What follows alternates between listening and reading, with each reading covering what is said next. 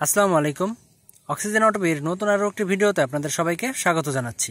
তো আজকের ভিডিওতে আপনাদের সাথে আমি আলোচনা করব বিলাতি ধনেপাতার চাষ পদ্ধতি সম্পর্কে। তো বিলাতি জাতের ধনেপাতা সাধারণত তিনটি পদ্ধতিতেই চাষ হয়ে থাকে, অর্থাৎ বিলাতি জাতের ধনেপাতা সাধারণত তিনটি পদ্ধতিতেই সব জায়গায় চাষ হয়ে থাকে। তো সেই তিনটি পদ্ধতি সম্পর্কে আমি আজকে আপনাদের বিস্তারিত ধারণা দেব। অর্থাৎ আমার সামনে আপনারা যে ধনিয়া পাতা গাছটি দেখতে পাচ্ছেন, এটি হচ্ছে বিলাতি জাতের ধনেপাতা। অর্থাৎ এই জাতটি আমাদের দেশে কিন্তু 12 মাস চাষ হয়ে থাকে এবং এই জাতটি কিন্তু 12 মাস হয়ে থাকে। তো ধনিয়া পাতা আমাদের বাংলাদেশে বেশিরভাগ তরকারিতে দিয়ে খাওয়া হয়, অর্থাৎ ঘ্রাণের জন্য কিন্তু বেশিরভাগই তরকারিতে দেওয়া হয়। এছাড়াও ধনিয়া পাতার ভর্তাটা কিন্তু খুবই সুস্বাদু। বিভিন্ন ধরনের সালাদেও কিন্তু এই ধরনের ধনিয়া পাতা বহু পরিমাণে ব্যবহার হয়ে থাকে। এছাড়াও কিন্তু ধনিয়া পাতার ভেষজ গুণও অনেক। এই ধনেপাতা বহু ভিটামিন গুণে ভরপুর। এছাড়াও বহু ঔষধি গুণেও কিন্তু ভরপুর এই ধনেপাতা। যাদের দাঁতের সমস্যা আছে, অর্থাৎ যাদের দাঁত থেকে রক্ত পড়ে, তারা এই ধনেপাতার 2 থেকে 3টি পাতা মুখে নিয়ে ভালো করে চিবিয়ে তারপরে দাঁত মাজলে পরে মুহূর্তের মধ্যেই কিন্তু দাঁত থেকে রক্ত পড়া বন্ধ হয়ে যায়। এছাড়া এই ধনেপাতা দাঁত ও মাড়িকে মজবুত করে থাকে। যাদের চুলকানি আছে, অর্থাৎ যাদের শরীরে চুলকানির সমস্যা আছে, তারা এই ধনেপাতা ভালো করে বেটে তারপরে আপনারা রস করে সেই চুলকানিযুক্ত স্থানে প্রয়োগ করলে পরে তাদের চুলকানি মুহূর্তের মধ্যেই ভালো হয়ে যায়। অর্থাৎ এই বিলাতি ধনেপাতা সাধারণত বাজারে গাছ আকারেই পাওয়া যায় এবং গাছ আকারে পাওয়া যাওয়ার পরে সেই পাতাগুলো আপনারা গাছ থেকে খেয়ে তারপরে সেই গোড়ার অংশটা যদি আপনারা মাটিতে লাগিয়ে দেন, সেক্ষেত্রে কিন্তু অনায়াসে ধনেপাতা হয়ে যায়।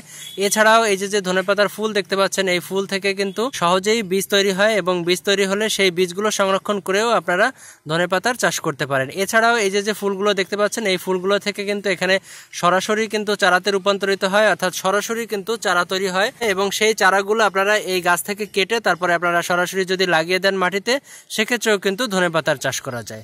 তো এই 3 পদ্ধতিতেই সাধারণত এই বিলাতি ধনেপাতার চাষ করা যায়। এই 3 পদ্ধতি সম্পর্কেই আপনাদের আমি বিস্তারিত ধারণা দেব। তো এই বিলাতি ধনেপাতার চাষ পদ্ধতির প্রথম পদ্ধতিটি হচ্ছে, এই যে আমার সামনে আপনারা দেখতে পাচ্ছেন যে প্রচুর পরিমাণে বিলাতি ধনেপাতা দেখা যাচ্ছে। তো বাজারে যারা সবজি বিক্রি করে থাকেন, তারা সাধারণত এই বিলাতি ধনেপাতার গাছগুলোই বিক্রি করে থাকেন, অর্থাৎ এই গাছগুলো সহই কিন্তু সাধারণত বিলাতি ধনেপাতাগুলো বিক্রি হয়ে থাকে, অর্থাৎ এই গাছ সহই আপনারা বাজারে কিনতে পাবেন। তো এই বাজার থেকে গাছ সহ বিলাতি ধনেপাতাগুলো আপনারা কিনে এনে তারপরে পাতার অংশগুলো আপনারা কেটে খেয়ে ফেলে এই গোড়ার অংশগুলো আপনারা ফেলে দিবেন না। এই গোড়ার অংশগুলো রেখে দিয়ে তারপরে আপনারা মাটিতে রোপণ করে দিলে অনায়াসেই কিন্তু ধনেপাতা গাছ নতুন করে তৈরি হয়ে যায়। তো এবারে আমি আপনাদের বলবো বিলাতি জাতের ধনেপাতা চাষের দ্বিতীয় পদ্ধতি সম্পর্কে। তো বিলাতি জাতের ধনেপাতার এই যে দেখতে পাচ্ছেন, গাছে কিন্তু প্রচুর পরিমাণে বীজ হয়, অর্থাৎ ফুল এসে তারপরে প্রচুর পরিমাণে বীজ হয়ে থাকে। তো এই যে দর্শক দেখতে পাচ্ছেন, আমার হাতের সামনে প্রচুর পরিমাণে ফুল দেখা যাচ্ছে ধনেপাতার এবং প্রচুর পরিমাণে কিন্তু এখানে বীজ তৈরি হয়েছে। দর্শক এই যে দেখতে পাচ্ছেন, আমার হাতের সামনে কিন্তু ধনেপাতার পাতা দেখা যাচ্ছে, এই যে দেখতে পাচ্ছেন। আবার এখানে কিন্তু ফলের অংশটা দেখা যাচ্ছে, অর্থাৎ যেখানে বীজ রয়েছে। তো বিলাতি জাতের ধনেপাতায় সাধারণত বীজ হয়ে থাকে এবং বীজ থেকেই কিন্তু আপনারা খুব সহজেই বিলাতি জাতের ধনেপাতা চাষ করতে পারেন।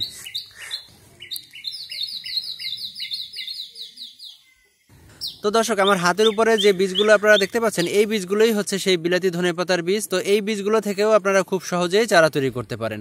তো এই বীজগুলো আমি গত বছর ধনেপাতার চাষ করেছিলাম, সেখান থেকে আমি প্রচুর পরিমাণে বীজ এভাবে সংগ্রহ করে রেখেছি। তবে বীজ থেকে চারা তৈরি করার ক্ষেত্রে আরেকটা বিষয় বলে রাখি, সেটা হচ্ছে এই বীজগুলো কিন্তু সব একসাথে অঙ্কুরোদ্গম হয় না, অর্থাৎ এই বীজগুলো আপনারা মাটিতে বপন করার পরে 15 দিন থেকে 90 দিনের মধ্যেই কিন্তু এই বীজগুলো অঙ্কুরোদ্গমিত হয়। অর্থাৎ আপনারা যদি এই বীজগুলো মাটিতে বপন করেন, সেক্ষেত্রে কিন্তু কিছু বীজ 15 দিনের মধ্যেই গজিয়ে যাবে এবং কিছু বীজ গজানোর জন্য 90 দিন পর্যন্ত সময় লেগে যেতে পারে। সেক্ষেত্রে এই বীজগুলো আপনারা একসাথে বপন করলেই কিন্তু একসাথে অঙ্কুরোদ্গমিত হয় না।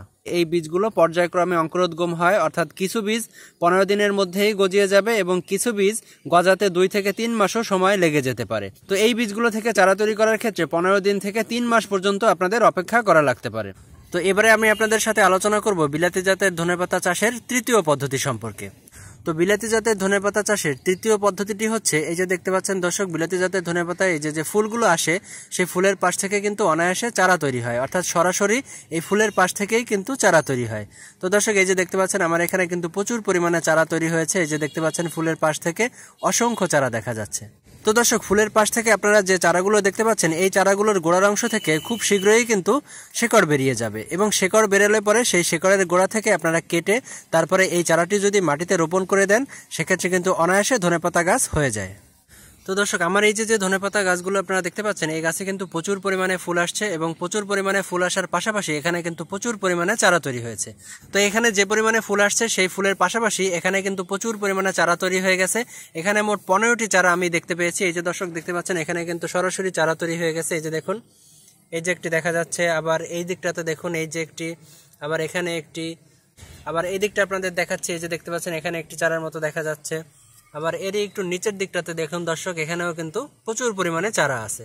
আবার যদি এই পাশটা আপনাদের দেখে, এই যে দেখতে পাচ্ছেন, এখানে কিন্তু এই যে ছোট ছোট চারা বেরিয়েছে। এই যে দেখুন, এই যে একটি, আবার এই যে একটি, আবার এই পাশটা যদি আপনাদের একটু দেখাই, এই যে দেখতে পাচ্ছেন, এখানেও কিন্তু এই যে একটি চারা দেখা যাচ্ছে।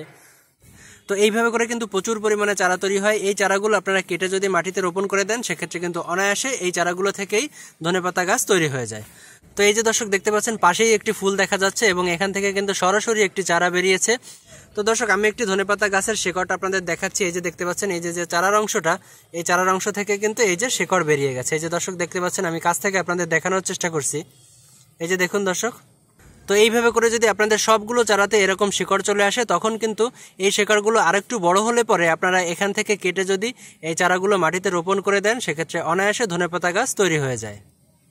তো এই পদ্ধতিতে কিন্তু প্রচুর পরিমাণে চারা বের হয়, অর্থাৎ ফুলের পাশ থেকে কিন্তু প্রচুর পরিমাণে চারা এইভাবে তৈরি হয়। তো এইভাবে করে যদি আপনারা চারাগুলো কেটে তারপরে আপনারা মাটিতে রোপণ করে দেন, সেক্ষেত্রে কিন্তু অনায়াসে ধনেপাতা গাছ হয়ে যায়। তো এই ছিল দর্শক ধনেপাতা চাষের 3টি পদ্ধতি সম্পর্কে আমার বিস্তারিত আলোচনা এবং ভিডিও।